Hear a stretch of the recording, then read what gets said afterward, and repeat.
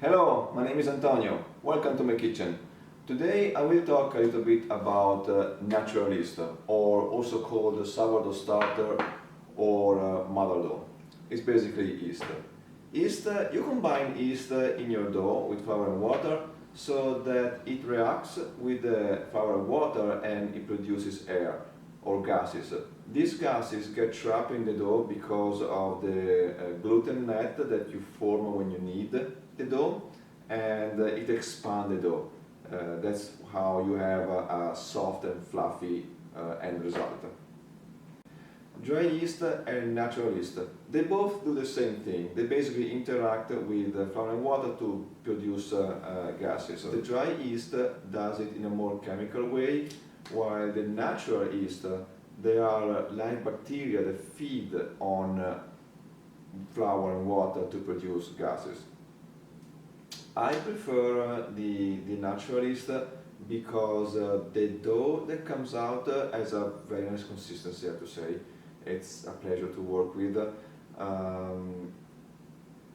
The end result, it is a pizza, a bread, it's less heavy to digest. I think those bacteria really start digesting the flour for you. And the taste, most of all the taste, because these are like bacteria that are taken from the air where you live.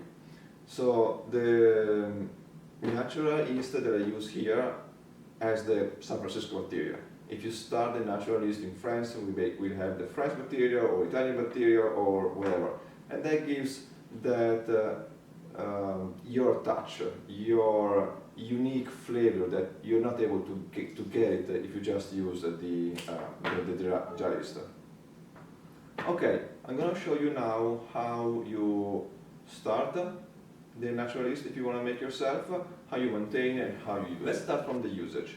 You keep your natural yeast in the fridge so that the bacteria kind of tone down and they're not that active.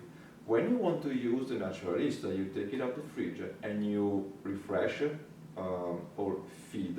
So you add flour and water so that the bacteria becomes much more active. And once they are at the apex, so they're active, then you can use in your dough.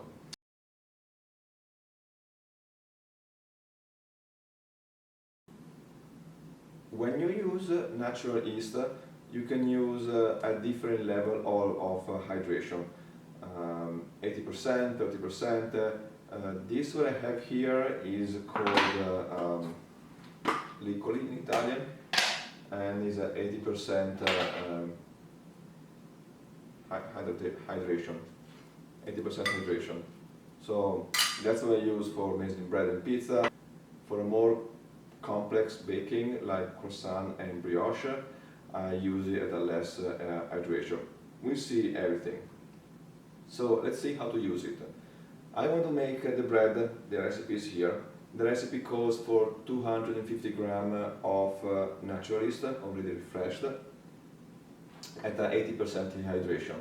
So I have my yeast that's coming from the fridge, and I'm going to use it to prepare the yeast that I'm going to use for the bread. Okay, 80% hydration means that you take 100% of the yeast, 80% of water, and you add the same quantity of yeast in flour. So in my case, the recipe calls for 250 grams of yeast, so I will take 100 grams of this, the natural yeast I have in the fridge, added 80 grams of water, and then 100 grams of flour. In total, I will have 280 grams of yeast that I will be using. So I have my scale here. I'm going to take out 100 grams of yeast. There you go. I'm going to add 80 grams of water.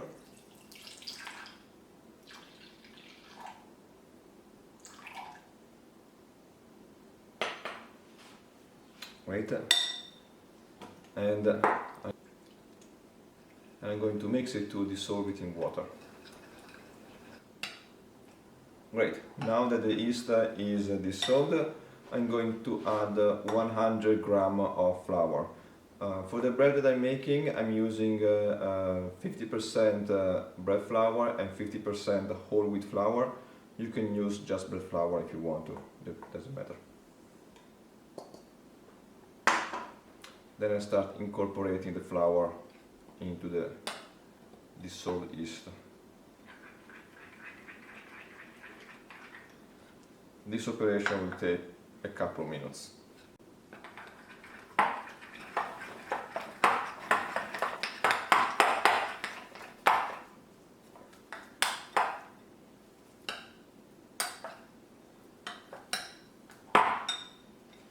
Great, our mixture is ready. This is the consistency they should have. Okay. It's covered with plastic. What we're going to do is cover with plastic wrap and let it work for 3, 4, 5 hours until it's risen and very bubbly. That's when we know that it's ready to be used for the recipe. So the time it will take for the yeast to be ready to be used depends on a lot of factors. Temperature, environment, humidity, the moon, I don't know. Another main difference between using the natural yeast and the dry yeast is that the active dry yeast is a more predictable result in terms of proofing time. You know that and much faster. You know that in a couple of hours at most your dough will be ready. With the natural yeast there are so many factors involved and it's natural, it's like bacteria. So it takes more time and you have to watch to see when the dough is ready and has been risen enough for you. Typically when you use a natural yeast, raising time or proofing time will be around at least 3-4 hours if you're lucky, if not usually 5, 6, 8 hours, which for me personally works great because I have a daytime job and so I can prepare the dough in the morning, come at night and it's ready to be in the oven. But yes, you need to be much more patient with the natural yeast, but the result and the gratification it's much better. Okay, so this we've seen how to prepare the yeast for use. Okay. Now let's talk about how do you keep the natural yeast, because these are live bacteria. If you don't feed them regularly, then it dies, right? So the natural yeast is pretty strong.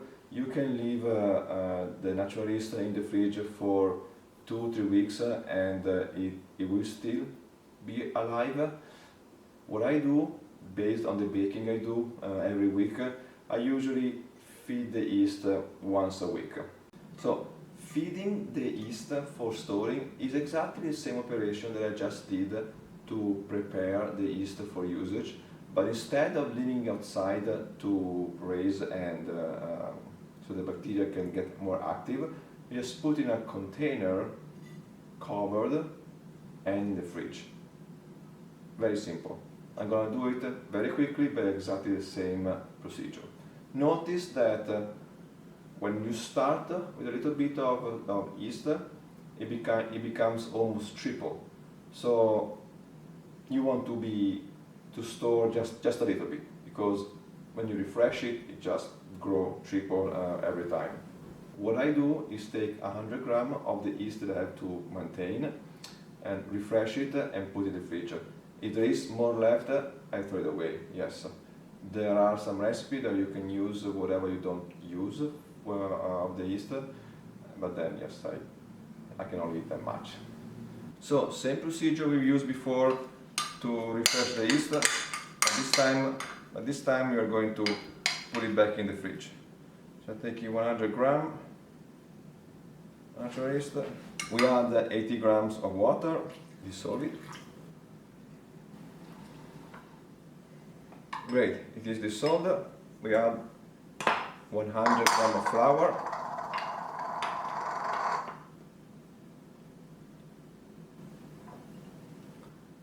Great, our yeast is ready, and now we are going to put it in our container and then in the fridge for storage.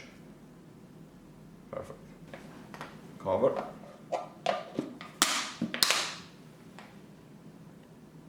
And in the fridge for storage. So this is the starter that we started this morning. As you can see, you see how it grew up, and I wanted to show you a little bit the textures. This is how it should look like. See how bubbly it is. There you go. So the yeast like this is ready to be used in our recipe.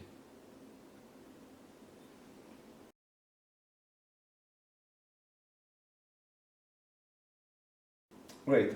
Now let's see how you can start your own sourdough starter or natural yeast. It's very simple but require a lot of patience. We are starting from just flour and water. I have here 100 grams of flour and 100 grams of water. I put the flour in a container, add the water, and just start mixing it until I have a compound that is soft and very gluey. There you go. When all the flour is absorbed, you have a compound that is this consistency, very gluey, gooey, very gooey. So mix it a little bit. Okay. And that's about it for our first step. Okay, once it's ready, we need to cover with a cloth so that air can pass through. Take note on where is the yeast. It's about at almost 200 milliliter. Okay, we are going to cover it and let it rest at room temperature for 24, 48 hours, whatever it takes to get it double. Okay, here's our yeast. It's been about 36 hours and it is double in size. It smells pretty bad, yes. So it's time to do a refresher. We're going to take 100 grams out of this, add 80 grams of water and 100 grams of flour. Okay, before starting, I'd like you to see, if possible, let's see if we can focus this. You see all the little bubbles? This is what you're looking for. The little bubbles are the gases that are produced during the proofing time. Okay, so I have another one of these here. I put 100 grams of this compost.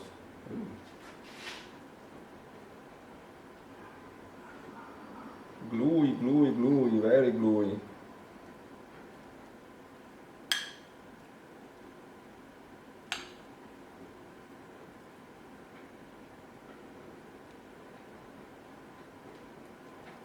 There you go, perfect. 80 grams of water.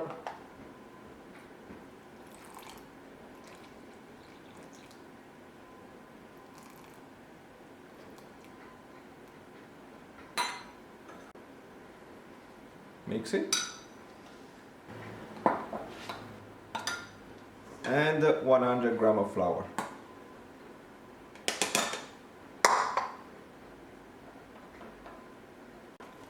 It's still very wet, very gluey. Okay, when we have a compost like this, more or less, we let it recover with a cloth and leave it outside until it doubles in volume. It might be 24 hours, 36 hours, 48 hours, we don't know, it all depends. We cover and put it away. So yes, hopefully in 24 hours we'll be double in volume and we'll be ready. Well, it's been only 5 hours and look at my starter. It's already doubling. It's already doubling in volume. See how big it is? Let's take a closer look how bubbly it is. So this thing is alive and kicking. I think that this is ready, so we're gonna do another refresh, see how it looks in about, well, it's kind of late, so I have to wait till tomorrow morning. But yeah, I think it's ready. Great, this time I'm going to refresh only 50 grams because I thought otherwise I will have too much. So what I do, I take 50 grams of the natural yeast, still very gooey.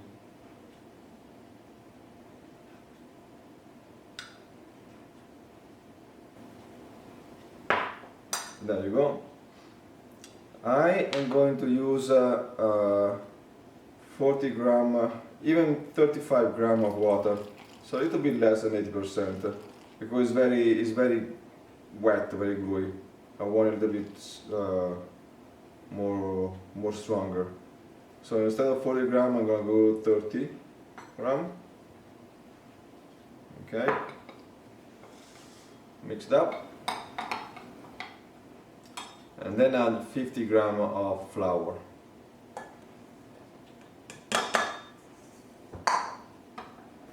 Great. I think this has the correct consistency. So a little bit harder than before. I'm going to do the same thing. Have it sit in this cup and see when it doubles in volume. When it doubles in volume in 3 hours, then our yeast is ready. Of course, at the beginning it's going to be very sour, so just keep refreshing. The more you refresh, the less sour it becomes. To be a good yeast, probably it's going to take even a month. I know it's a long time, but good thing requires time. So there you go. We got our yeast. In volume, this is about what, a quarter cup or 100 milliliter, and we'll see when it doubles in volume. Okay, it's been a few hours now, and our yeast, as you can see, poof, grew up. So at this point, I think it's ready. You can start refreshing one more, put it in the fridge, and start the whole cycle. At the beginning it's going to be really sour, not really pleasant, so do many refreshes often. Yes, you have to throw away some, but that's how you start your starter. Very simple. Alright, happy baking, thank you for watching, I'll see you in the next video. Good job, Daddy.